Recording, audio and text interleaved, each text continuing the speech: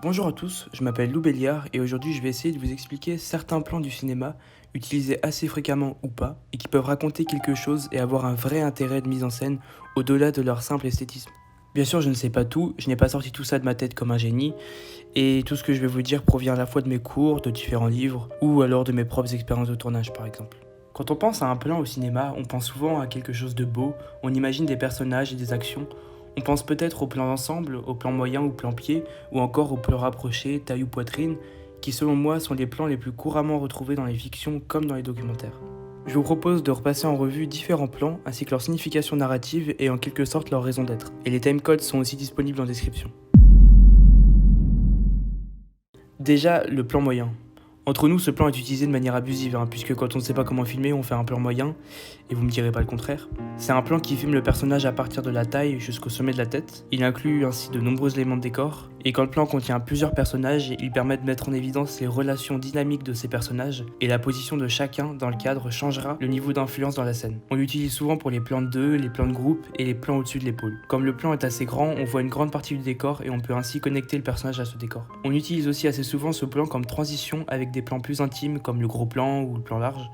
Par exemple dans une conversation entre plusieurs personnes, jusqu'au moment clé où là on filmera en plan rapproché, puis en gros plan par exemple, qui rajoutera une intensité dramatique, mais j'y reviendrai. Une fois ce moment passé, on reviendra à la situation initiale de la séquence avec le plan moyen. On peut prendre l'exemple des films de Wes Anderson où l'utilisation du plan moyen est très fréquente et la composition très centrée, ce qui en mon sens communique des informations spécifiques sur le décor et aussi sur la relation du personnage avec ce décor. Vous savez sûrement ce qu'est un plan d'ensemble, mais le plan de mi-ensemble c'est quoi? Plus large qu'un plan moyen, il cadre généralement depuis les genoux.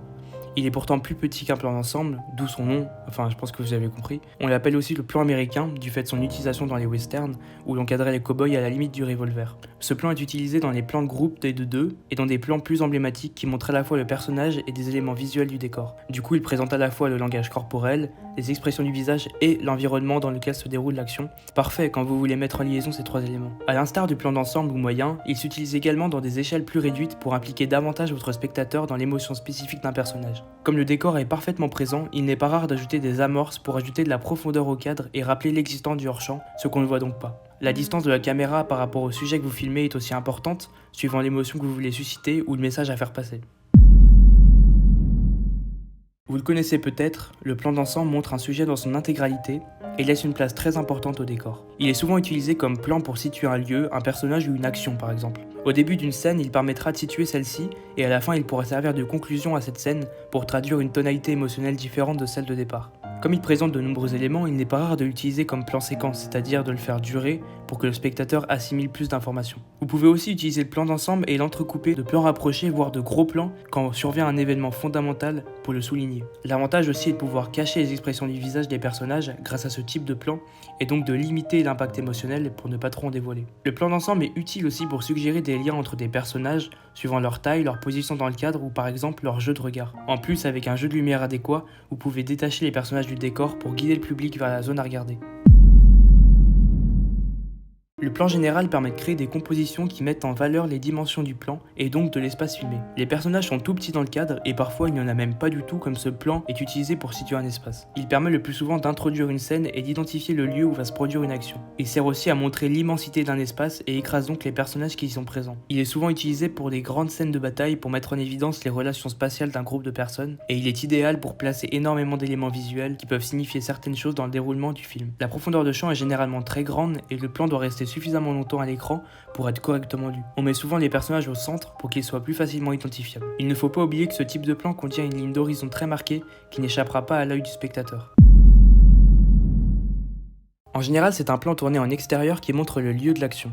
Il introduit la séquence où est placé parfois à la fin pour révéler un contexte totalement inattendu au spectateur. Ainsi, en toute logique, un plan qui succède au plan de situation se passera toujours dans le lieu exposé par ce dernier. Le plan ne développe pas tellement une tonalité narrative particulière ou une relation avec les personnages, ni même de thématiques développées par le réalisateur. Par contre, il ne faut pas négliger l'éclairage et la composition. Le contrôle de cette dernière est très complexe en fonction des éléments présents autour du lieu que vous filmez et qui vont modifier le point de vue de ce lieu. Il n'est pas rare de développer un lien entre les éléments du décor environnant et le lieu précis que vous filmez, ce qui le rendra plus ou moins imposant selon votre composition. D'ailleurs, la composition de votre plan va aussi changer la manière dont le lieu est perçu. S'il est nettement centré, il sera plus imposant et marquant pour le spectateur.